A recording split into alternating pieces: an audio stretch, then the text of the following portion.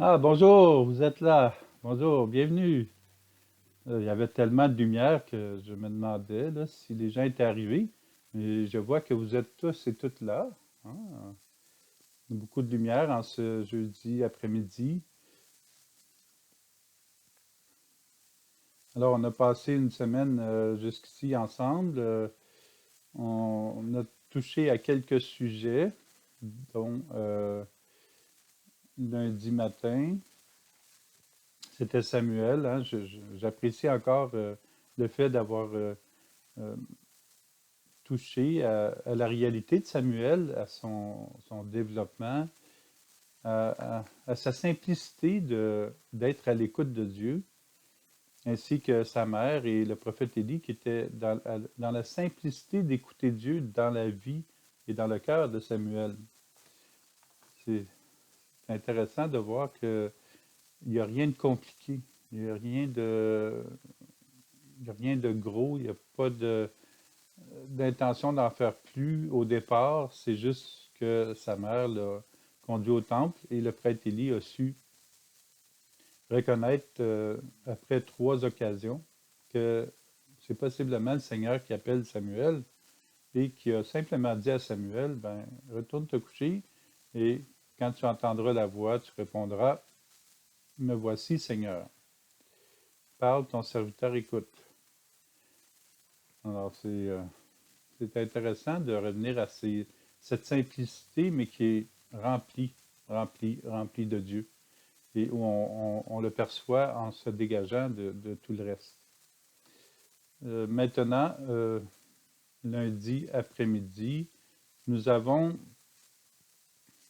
voulu nous dégager du passé, des chaînes, du boulet. Si on a réussi à alléger le boulet, ben, alléluia. Euh, Cela, ça nous permet d'être davantage libres de, et d'ouvrir notre cœur davantage à la présence de Dieu. Alors, le moins on est encombré, mieux c'est. Et on sait que le passé il nous arrive parfois comme ça. Ça peut être à tous les jours, des fois ça peut être à l'heure.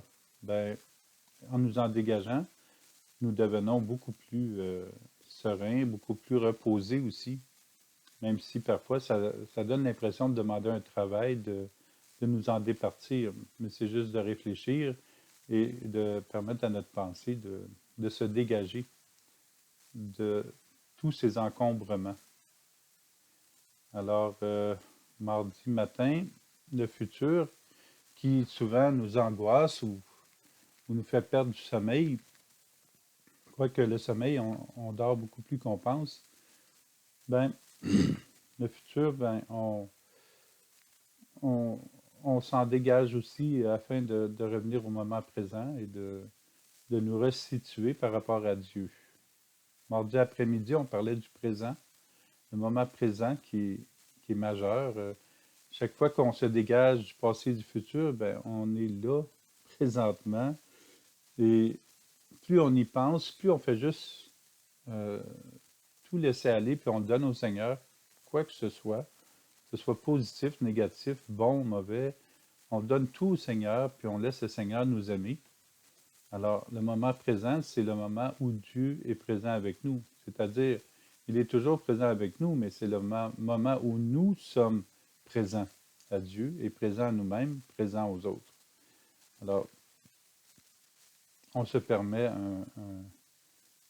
un moment de joie chaque fois que nous revenons au moment présent. Et l'éternité, l'amour, Dieu, c'est le moment présent.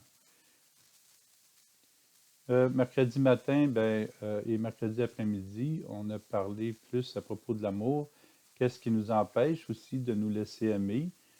Si on découvre ce qui nous empêche de nous laisser aimer, soit dans le passé, dans le futur, ou même dans presque immédiat, il nous arrive une situation, ben, si on se dégage rapidement de ça, ben là, l'amour ressort, la joie, la paix.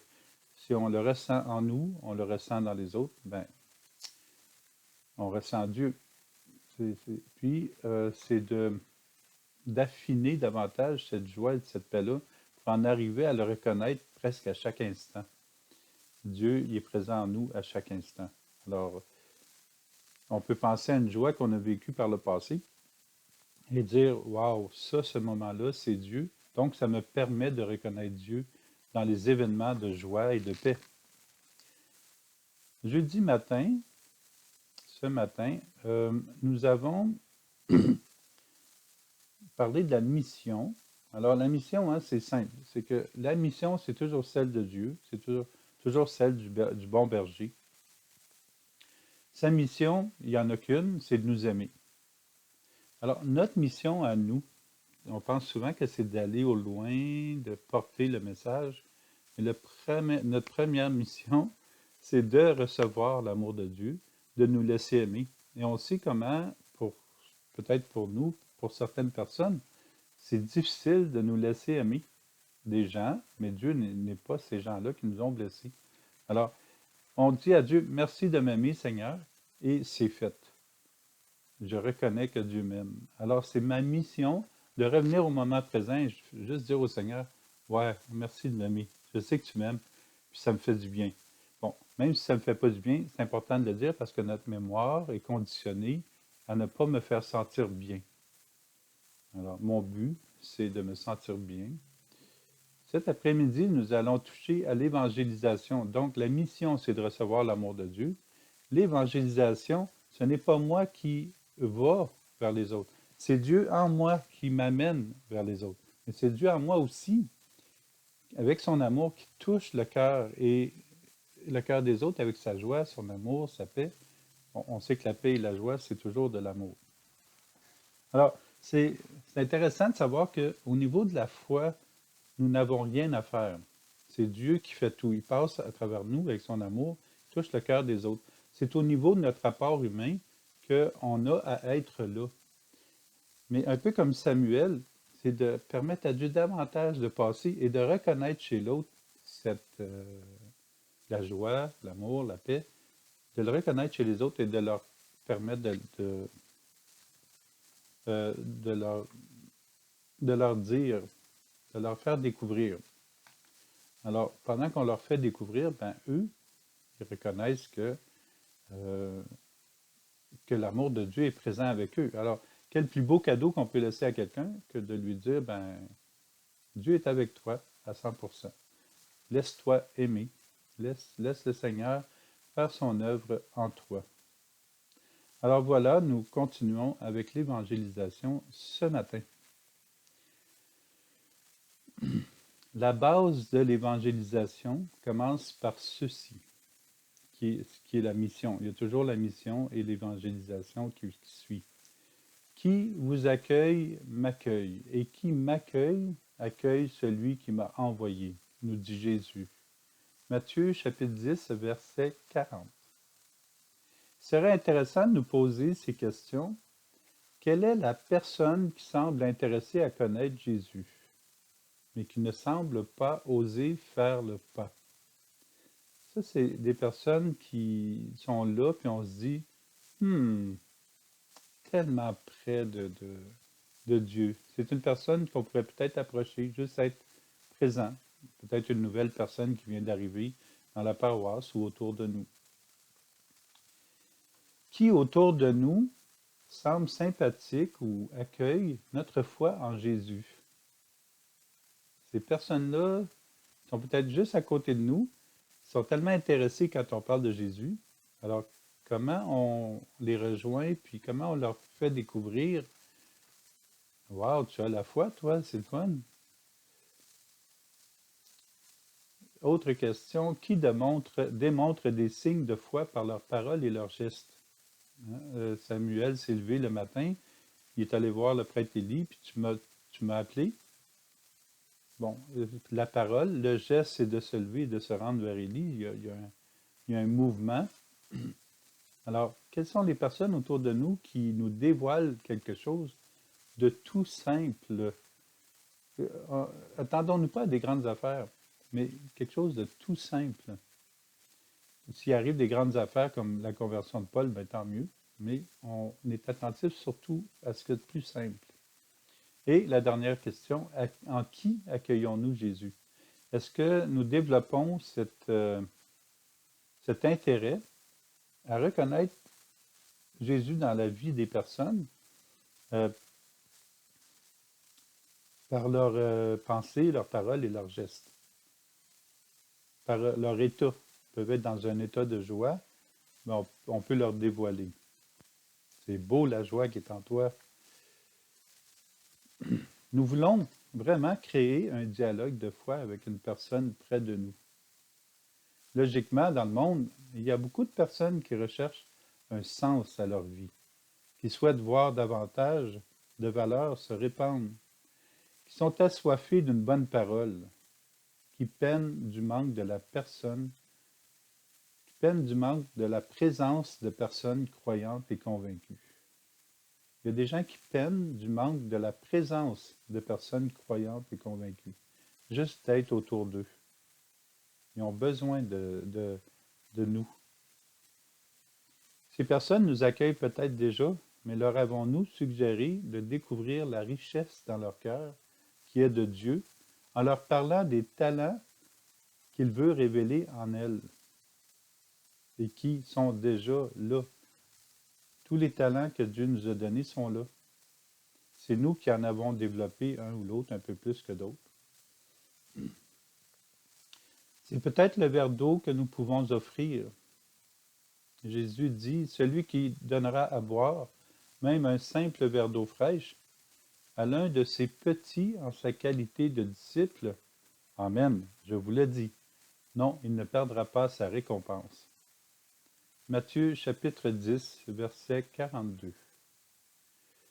Dans tous les petits gestes quotidiens, avec des paroles d'encouragement simples, des paroles que Jésus, dans le fond, il dirait lui-même, dans le contexte actuel, nous pouvons rejoindre les personnes autour de nous. Demandons au Saint-Esprit de préparer le cœur des personnes que nous visitons. Que l'Esprit Saint aille au-devant de nous pour mettre un baume d'amour sur ces personnes et spécialement dans leur cœur. Profitons de l'occasion pour faire la même demande pour nous. Pardon.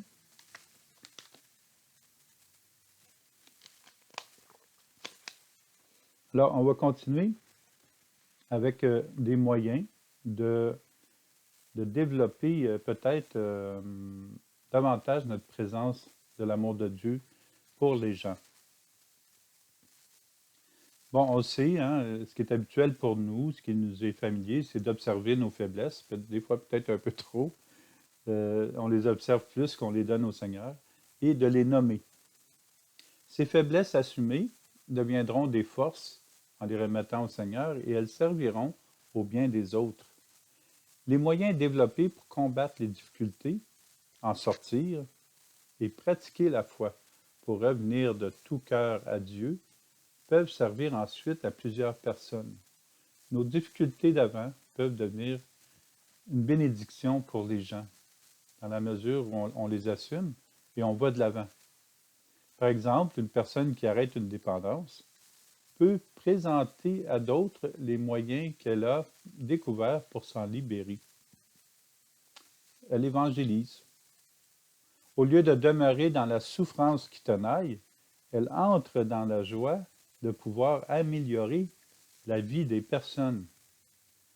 Et ça, on l'a tous, c'est tout en nous, hein, de vouloir faire du bien aux autres, mais c'est de toujours penser que c'est le Seigneur qui passe à travers notre faiblesse pour aider les autres.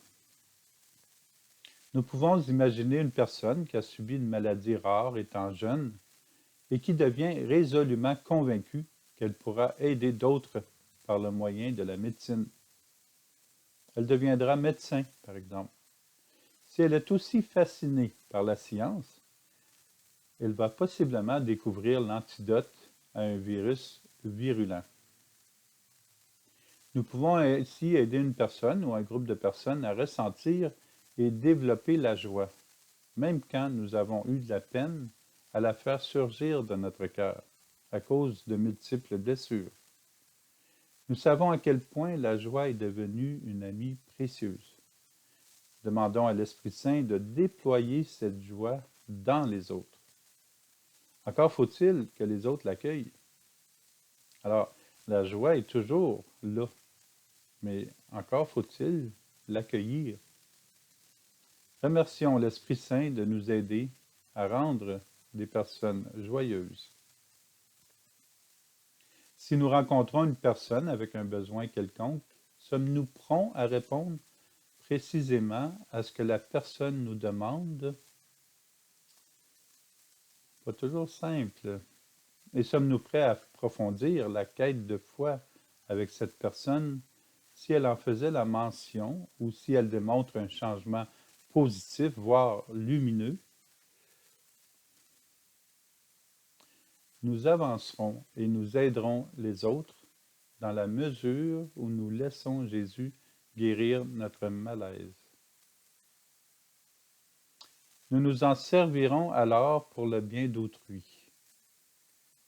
Nos malaises, en les remettant au Seigneur, en nous laissant guérir, serviront pour le bien d'autrui.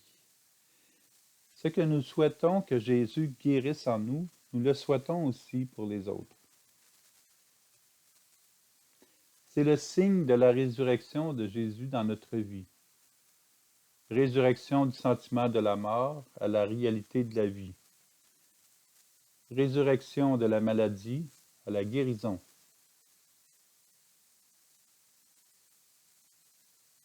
Résurrection de la blessure à la miséricorde. Résurrection de la tristesse à la joie. Résurrection de l'intimidation à l'amitié. Résurrection de la haine et de la rancœur à l'amour. Chaque fois qu'on donne au Seigneur et qu'on permet de nous laisser aimer et qu'il aime les autres qui nous ont peut-être blessés, nous vivons une résurrection. Nous entrons dans cette résurrection du Seigneur. Nous sommes tristes lorsque des personnes placent des étiquettes sur notre dos. Nous savons que ces étiquettes ne sont pas notre réalité profonde. Nous devons ressortir aussi des apparences, des jeux d'ombre que nous figeons sur les autres. Nous avons à laisser passer Dieu en premier pour connaître et aimer les gens. Nous avons à laisser passer Dieu en premier pour connaître et aimer les gens. Avec tout le matériel que nous avons aujourd'hui, nous sommes tentés de donner quelque chose pour satisfaire le besoin d'une personne. Le matériel ne satisfait habituellement pas. C'est la relation saine de cœur à cœur qui est la solution. C'est elle aussi qui nous aidera à cheminer dans la foi. Puissions-nous entrer dans la gloire de la résurrection dès maintenant, afin de recevoir la lumière qui permet de comprendre et de vivre la réalité par la réception de la parole de Dieu, par la réception du corps et du sang du Christ. Ce que nous recevons de l'Eucharistie et de la parole est ce que nous sommes invités à vivre. Et le Seigneur touchera les cœurs. Nous recevons le Christ. Laissons-le rejoindre le cœur des contemporains lors de notre passage près d'eux. Un plus grand défi nous est lancé en ce moment, le défi de nous ajuster aux personnes de notre temps. Ceci ne veut pas dire de faire comme les autres, certainement. Et ce qui s'est vécu dans le temps de Paul et Pierre n'est pas notre manière de vivre aujourd'hui. Mais de tous les temps, ce qui est lié à l'amour de Dieu est éternel. Et c'est ce dont nous sommes invités à vivre. Il est nécessaire de nous adapter à chaque personne pour l'évangéliser et recevoir les manifestations de Dieu pour les rejoindre au cœur. Les manifestations de l'amour sont la miséricorde, la joie, la paix, l'espérance, la lumière, ainsi de suite. Paul, dans sa première lettre aux Corinthiens, nous invite à la charité. Pour évangéliser aujourd'hui, développons la charité envers les autres.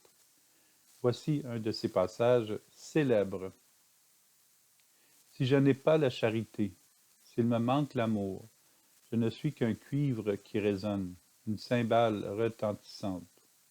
Nous connaissons tous ce beau passage. L'amour prend patience, l'amour en service. Il trouve sa joie dans ce qui est vrai.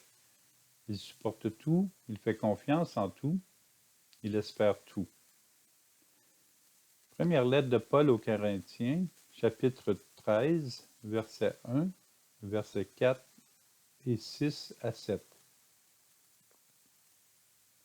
Ancrés dans le cœur de Jésus, nous sommes en marche.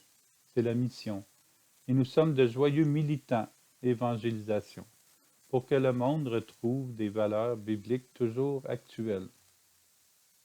Libérer les captifs, nourrir les affamés, visiter les personnes seules, évangéliser les personnes éloignées de l'Église, de Dieu. Nous sommes invités à dire comme Jésus, aujourd'hui s'accomplit dans notre cœur ce que Dieu nous offre parce que nous l'acceptons librement.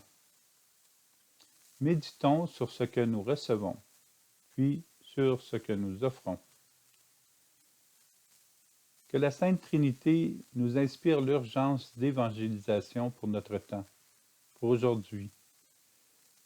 Non pas l'urgence de courir partout et dans tous les sens, mais l'urgence de reconnaître ce que nous recevons de Dieu et de déborder de tout ce que nous recevons afin d'être comblés et pour abreuver la soif d'amour des autres. Il est aussi important de toujours ajuster notre dévouement à ce dont chaque personne a réellement besoin. Nous sommes appelés à être charitables, mais prévoyants et justes. Ajuster notre dévouement à ce dont chaque personne a réellement besoin. Est-ce que nous sommes conscients de ce que chaque personne a réellement besoin? Bon, je vous raconte cette histoire et il faut bien suivre pendant les quelques prochaines minutes. Il y a une vieille dame à un coin de la rue sur le trottoir. Elle veut traverser de l'autre côté. Tout bonnement, avec une bonne intention, nous lui prenons le bras d'une main et son paquet de l'autre main. Dès que les feux sont verts, nous traversons avec elle. Mais ce qui est curieux, elle résiste un peu. Nous nous disons intérieurement, elle doit avoir peur que les feux changent rapidement. 3 rangées de véhicules, c'est imposant dans une grande ville. Et la pauvre dame, elle ne marche pas vite. Les conducteurs de voitures vont comprendre et attendre. Nous la regardons gentiment et nous continuons ensemble. Nous la rassurons. Allez, un petit effort, je suis avec vous, n'ayez pas peur. Ah, quelle belle phrase de Jésus. À ce moment-ci, je suis inspiré par cette phrase. N'ayez pas peur. Et je la transmets à cette belle dame. Matthieu chapitre 14, verset 27. À ces mots, elle se laisse supporter par notre bras et elle avance avec plus de légèreté, plus de confiance. Elle a même un petit sourire. Cela nous réjouit. Rendue à l'autre trottoir, elle ne lâche plus notre bras. Avec toutes les émotions qu'elle vient de vivre, elle peut bien vouloir souffler un peu. Nous lui disons, Madame, vous êtes maintenant sur l'autre trottoir. Vous pouvez maintenant continuer votre route. Mais elle pointe avec insistance vers l'endroit où nous sommes partis ensemble. Pauvre madame, nous en déduisons qu'elle est un peu perdue. Ce qu'il y a de mieux à faire maintenant, c'est de la reconduire là où elle était, parce que nous risquons de la mêler, de lui nuire davantage et de la rendre plus confuse. nous la ramenons de l'autre côté. Puis, nous voulons continuer notre route parce que nous sommes tout de même pressés. La vie ne nous épargne pas non plus, là. On est pressés. Nous traversons à nouveau avec elle dès que le feu vert brille. Rendue sur le trottoir initial, elle sort un papier et un crayon et elle écrit dessus, puisqu'elle est sourde et muette. Elle écrit gentiment sur le papier « Je souhaite aller dans cette direction ». Et elle pointe vers l'autre intersection, celle de gauche.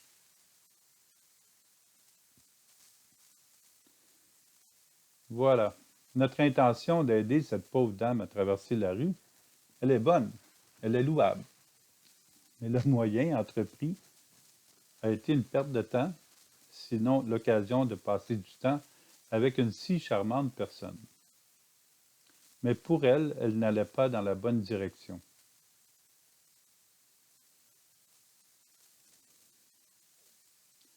À la lumière de cette histoire, comment conclure ce que nous venons de vivre? Et voilà, c'est important de faire un discernement sur chaque fois qu'on a aidé ou qu'on pense aider quelqu'un. Nous sommes parfois trop gentils ou trop pressés. Il y a un titre d'un livre de Thomas d'Azenbourg, je crois, qui s'appelle « Cessez d'être gentil, soyez vrai ». Et ça, pour moi, c'est vraiment une phrase majeure. Cessez d'être gentil, soyez vrai. Nous sommes parfois trop gentils ou trop pressés. Nous voulons accomplir la mission rapidement parce que ça va nous faire du bien à nous, parce que nous savons que l'Évangile est une urgence, l'évangélisation. Parfois, nous voulons évangéliser en pensant connaître vraiment les personnes, mais nous ne les avons pas observées, nous ne les avons pas écoutées, nous n'avons pas su être patients. Elles n'ont pas eu le temps d'exprimer leurs demandes, leurs besoins réels. Nous n'avons pas porté un juste regard sur leur situation. Nous ralentissons alors leur cheminement de foi et nous les conduisons ailleurs. Ça, c'est tellement un danger de penser qu'on aide vraiment une personne quand en réalité, il n'en est pas du tout. C'est même pas ça. Hein, elle, on pensait l'aider, lui faire du bien. C'est une madame qui est assez âgée. On l'aide à traverser la rue, mais on ne l'amenait pas dans la bonne direction. Au niveau de la foi, je pense que ça peut nous arriver de ne pas conduire quelqu'un dans la bonne direction. Et remarquez que c'est quand on commence à la conduire, que nous la prenons en charge, qu'on manque notre coup. À vouloir aller trop vite, nous perdons du temps et de l'énergie. Bon, il faut dire que nous sommes habitués de filer à vive allure avec toutes les occupations que nous avons à l'agenda et les projets que nous planifions de réaliser. L'histoire de la bonne dame est assez simple. Lorsque nous commençons une évangélisation avec une personne, cela peut prendre des années à réparer, à nous retrouver, si nous n'établissons pas des besoins réels dès le commencement. Le risque est toujours réel de concevoir une personne avant de la connaître. Nous disons, cette personne a besoin de ceci avant de l'avoir même écouté. On s'est fait une idée sur elle au lieu de lui permettre du temps à se dire. Nous donner, comme nous l'entendons habituellement, sans nous interroger, peut nous conduire à nous essouffler. Et le résultat sera décevant. Décevant. Il y a dès lors un risque de laisser de côté l'évangélisation et l'entraide. Hein, si ça ne réussit pas pendant quelques fois, on va dire, là, moi, je ne suis plus capable. J'ai jamais été capable. Mais au contraire, ça prend de l'écoute. Il y a un danger que l'évangélisation devienne un acharnement à la conversion de la part d'évangélisateurs bien intentionnés, mais mal outillés, mal préparés et trop pressés. Le discernement est toujours nécessaire. Sinon, nous nous propulsons, nous nous projetons dans la course, mais le fusil de départ ne s'est pas fait entendre. Vous voyez ça dans les Olympiques, des fois, il y a quelqu'un qui part à la course avant que le fusil annonce le départ. Nous nous propulsons, nous nous projetons dans la course, mais le fusil de départ ne s'est pas fait entendre. On n'était pas à l'écoute. Est-ce que nous voulons transférer notre propre désir sur l'autre? Désir malsain de vouloir le convertir à tout prix, pour nous réjouir d'y être arrivé et d'en ressentir la joie, quoique seul Jésus peut convertir. Essayons-nous davantage de nous aider nous-mêmes que les autres? Ou nous souhaitons que la personne se découvre, se dévoile en Dieu? Voulons-nous l'aider à se connaître, comme pour la mère et le prêtre Élie devant Samuel? Souhaitons-nous que la personne se découvre, se dévoile elle-même? Voulons-nous l'aider à se connaître et à connaître Dieu elle-même par ce qu'elle vit? Est-il mieux de vivre le désir saint de partager sa joie, l'amour, sans attendre en retour et en reconnaissant le manque, la pauvreté de l'autre, en pratiquant patiemment l'écoute et un regard du cœur? Là, nous pourrons répondre réellement à ses besoins de foi.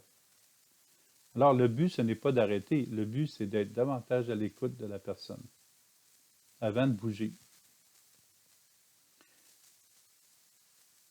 Nous venons de nous convertir et nous voulons que tous découvrent ce que nous vivons. Nous voulons nous donner, et cela est bien. C'est sûr, c'est correct. Mais le temps est notre allié. Le discernement est le pont qui nous attend en notre cœur et nous conduit au cœur des autres. La patience est notre soutien. Le temps est notre allié. Le discernement est le pont en notre cœur et nous conduit au cœur des autres. La patience est notre soutien. Le regard de foi, de charité, de douceur envers le cœur de l'autre est le temps nécessaire que nous lui accordons pour qu'il nous montre non seulement sa maison, mais aussi son jardin. On peut regarder la maison, mais on ne saura pas ce qu'il y a à l'intérieur. On peut regarder une personne, on pense qu'on la connaît parce qu'il y a de la boucane qui sort de sa cheminée. Mais on ne connaît pas son cœur, son jardin. Nous observerons son progrès et nous découvrirons par la suite ce qui est à nettoyer dans celui-ci, dans sa vie.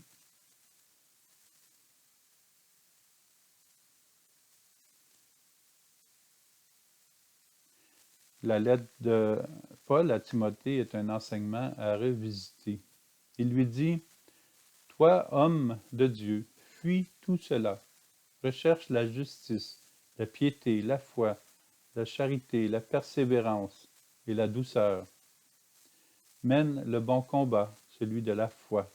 Empare-toi de la vie éternelle. La vie éternelle, c'est l'amour de Dieu. C'est à elle que tu as été appelé. C'est pour elle que tu as prononcé ta belle profession de foi devant de nombreux témoins. Première lettre de Paul à Timothée, chapitre 6, versets 11 à 12. C'est le fondement de l'évangélisation, nous garder dans le bien, le beau, le vrai, le réel, dans ce qui est éternel, et le dévoiler à nos contemporains. Nous voulons nous emparer de la vie éternelle et y demeurer. Nous sommes invités à réfléchir sur la manière dont nous pouvons affirmer la foi devant de nombreux témoins. Quel sens voulons-nous donner à notre vie de foi au jour le jour? Qu'est-ce que nous voulons que le monde découvre de la foi? Comment allons-nous dévoiler l'amour de Dieu qui gonfle dans notre cœur. Dévoiler l'amour de Dieu qui gonfle dans notre cœur, c'est de laisser l'amour de Dieu sortir de notre cœur, que ça dégonfle. Et nous redeviendrons équilibrés, puisque l'amour circule et n'est pas bloqué dans notre cœur à grossir, grossir. Nous voyons dans le monde les nombreuses persécutions contre les chrétiens ou contre d'autres religions et sa propre propagation dans la société, dans les différents peuples et nations. Les personnes subissent la persécution et défendent leur foi, sans faillir, avec un courage qui nous dépasse, certainement.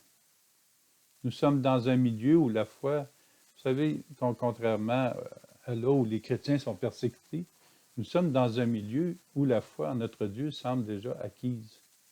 Mais cette fausse acquisition de la foi traîne derrière par toutes sortes de complications et referme les possibilités de grandir en Dieu.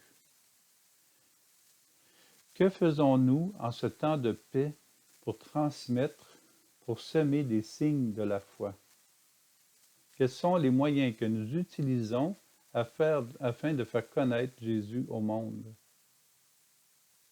La foi en nous doit nous mettre en mouvement si nous voulons progresser et espérer plus de joie et de paix dans le monde entier.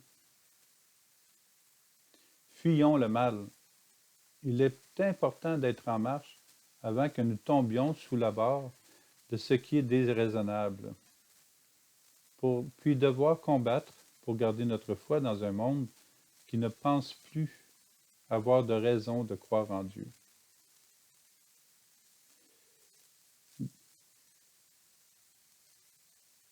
Il est important d'être en marche avant que nous tombions sous la barre de ce qui est déraisonnable, puis devoir combattre pour garder notre foi dans un monde qui pense ne plus avoir de raison de croire en Dieu. Jésus cherche des personnes pour annoncer la bonne nouvelle là où elles sont. Il souhaite que nous participions. Seulement si la bonne nouvelle est annoncée, verrons-nous les dons de l'Esprit Saint à l'œuvre. Joie, paix, amour, etc., dans le cœur des autres. La bonne nouvelle est que nous sommes aimés de Dieu et que nous sommes appelés à vivre libres, responsables et heureux jusqu'à la résurrection avec Jésus. Évangélisation veut dire évangile.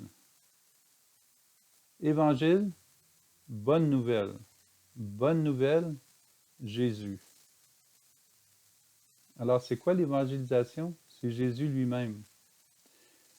C'est Jésus qui a besoin de passer par notre vie.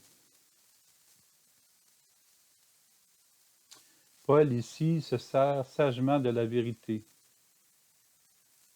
Pas d'une manière brusque, mais d'une manière intéressante. Il a trouvé un moyen d'évangéliser. Sachant que le Conseil suprême se répartit entre Sadducéens et pharisiens, Paul s'écrie devant eux, « Frères, moi je suis pharisien, fils de pharisien. C'est à cause de notre espérance, la résurrection des morts, que je passe en jugement. » Actes des Apôtres, chapitre 26, verset 6. Paul sait que s'il parle de la résurrection des morts, que les pharisiens vont être de son côté. Il a donc suscité leur intérêt.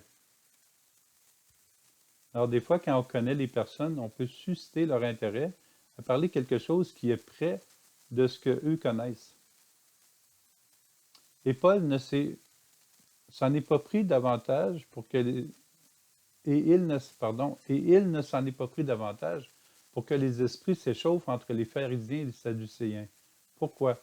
Parce que les sadducéens ne croient pas à la résurrection des morts. Et Paul devait se sortir d'une situation embêtante.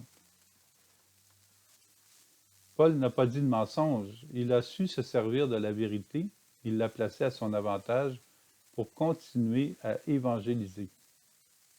Il se donne un peu plus de temps pour continuer à vivre et évangéliser parce que il y a des personnes qui voulaient l'arrêter. Dans chaque situation de la vie, nous pouvons évangéliser. Si nous pensons à faire un pas de plus aux gens, nous utiliserons d'audace et de créativité pour passer des messages de foi dans des milieux parfois hostiles à l'amour, à la joie, à la paix, à l'espérance. Même si les Sadducéens n'aiment pas l'idée de la résurrection, il se peut qu'ils y réfléchissent davantage, à cause de la prêche de Paul. Maintenant, c'est dit, la balle est dans leur camp. Ils sont libres d'y croire ou non. Souvenons-nous que Paul a vu Jésus ressuscité. C'est un fait pour lui. Cela lui a permis de continuer sa mission. Le Seigneur l'enverra ensuite à Rome. Jésus nous dit, « Je leur ai fait connaître ton nom, et je le ferai connaître, pour que l'amour dont tu m'as aimé soit en eux, et que moi aussi je sois en eux. » Jean chapitre 17, verset 26. Tous les saints, comme Paul, ont eu la mission de faire connaître Jésus, selon leur talent. Comme Paul, continuons la route. Plaçons notre confiance en Jésus, et l'Esprit Saint nous permettra de dire ce qui est nécessaire au bon moment. Plus nous ferons connaître Jésus, plus nous découvrirons la route qui nous mène à son cœur sacré. Alors on voit que la mission, il n'y a rien de plus simple que la mission, mais parfois nous compliquons les choses.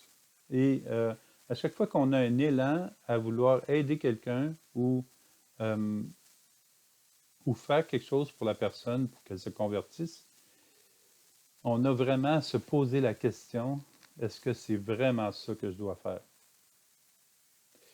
Moi, avec le temps, ce que je me rends compte, c'est que je permets à l'amour de Dieu de circuler de mon cœur aux personnes à qui je pense que je peux aider.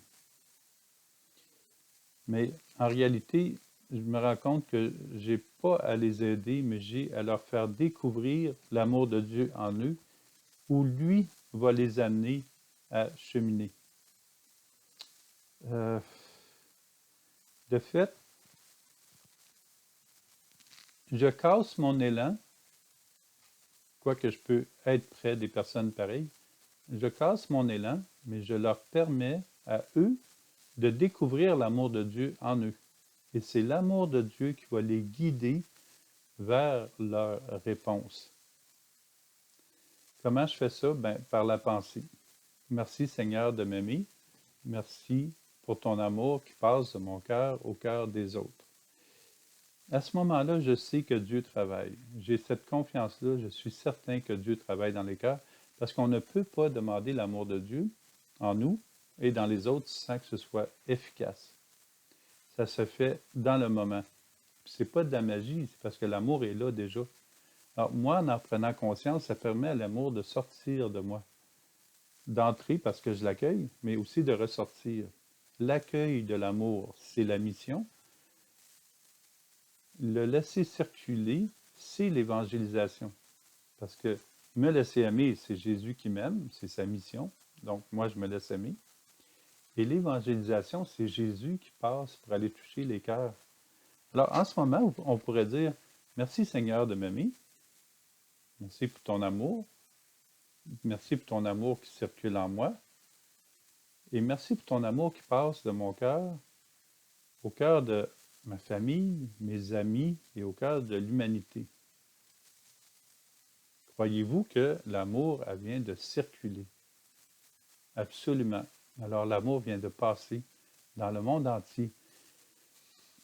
Et à ce moment-ci, il y a des personnes qui ont des réponses, il y a des personnes que leur joie s'éveille, l'amour s'éveille, parce que ça a toujours été là, sauf qu'ils n'ont jamais eu cette intuition que Dieu pouvait les aimer, par exemple. Alors, vous imaginez la belle mission que nous avons, juste à laisser circuler l'amour. Et ce faisant, quand on arrive près des gens, souvent on a une réponse qui est rapide. Alors, je vous laisse là-dessus, je vous laisse méditer ça. Vous pouvez même réécouter là, les dernières phrases. Mais plus on prend conscience de permettre à Dieu d'agir et d'être lui-même dans le cœur des autres, plus nous allons le voir, voir la présence de Dieu active dans le cœur et dans la vie de chaque personne. Et c'est une merveille, croyez-moi. C'est pas de la magie, c'est que l'amour est déjà là. Si on a la vie, si on respire, c'est parce que l'amour de Dieu est là. Alors, et ça va nous éviter d'empêcher une personne d'avancer parce qu'on en fait trop ou on ne la conduit pas dans la bonne direction, comme ça a été le cas pour cette belle dame qui était au coin de la rue. C'est très important de ne pas, de vraiment nous dégager aussi de ce qu'on pense être Dieu ou de ce qu'on pense qu'on peut faire et de permettre à Dieu sa mission. Et Jésus est l'évangélisateur. Alors, comment je peux faire plus de place à Jésus et lui permettre de vivre en moi et dans les autres? Alors, à bientôt, demain matin. Bonne prière, bonne méditation et à demain matin pour la conclusion et un retour sur la retraite. Bonjour, vous pouvez même peut-être en dessous ajouter des commentaires de ce que vous avez vécu jusqu'ici pendant la retraite, une phrase que vous avez retenue ou peut-être les ajouter en dessous de cet enseignement. Au revoir, que l'amour de Dieu, non, l'amour de Dieu circule maintenant en moi, en vous.